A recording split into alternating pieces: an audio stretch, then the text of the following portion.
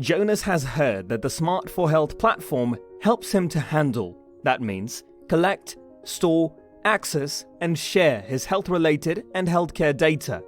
Also, Jonas intends to participate in the MedX therapy at the Back Center in Aachen, Germany. Now, he wants to register for the Smart4Health platform. How can he do that? He visits app.smart4health.eu on his mobile phone or computer. He is welcomed on the start page with a carousel. He understands what the application's functionality will be and clicks on Start Now to begin the registration process. Jonas acknowledges the terms of use and privacy policy and clicks on Create Account. Jonas already knows that he will need his email address and his mobile phone number as two factors for the registration. Jonas learns that there are two more measures to protect his account: his self-selected password and an automatically generated data key. Jonas realizes that the data key is something new he does not know from registering to other platforms on the internet yet. He clicks I understand to proceed. Jonas enters a valid email address and a new password. As usual, the password must meet certain criteria and needs to be repeated. Jonas creates a password and stores a copy in a safe place. Next, he reads through the informed consent. Apart from other things, he understands that every user of the platform is also a participant in the Smart4Health project. He confirms his consent by ticking the box. As Jonas intends to participate in the MedX therapy at the Back Center in Aachen, Germany, he selects the appropriate place and context. Now, the data key that has been mentioned earlier is presented. He learns that the data key is a personal code that helps protect his data, and that losing this code means losing access to his health data. Jonas understands that this is different from registering to other platforms on the internet. As this concerns his health data, he is thankful for the high level of security, even though it means an extra effort to him.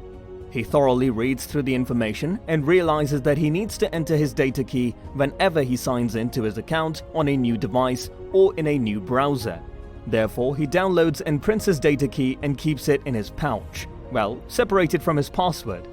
Additionally, he stores a copy on his device. Only after this, he ticks the two boxes and proceeds. The last step in creating his account is to confirm his email address. As requested, he checks his email. Indeed, he has received an email and clicks on Verify Email Address. He is forwarded to the start page and learns that the verification has succeeded. Now he can finally sign in. He clicks on Start Now again, but now selects Sign In with Email. Jonas enters his email address and the previously provided password. Before entering the platform, Jonas is asked to provide a mobile phone number as a second factor for security. The account is safe as long as nobody else has access to both factors, the phone number and the email address. He selects his country code from the list and enters his phone number without the leading 0. After Jonas confirms the pop-up, he receives an SMS on his mobile phone. With the activated checkbox, he does not need to repeat this step on this device. This SMS contains the necessary 6-digit code that he enters now. As expected, he now needs to enter the data key. The data key is not an authentication factor as email address and phone number, but is used to encrypt the data. This is also why it can by no means be replaced. Losing the data key means losing access to the data.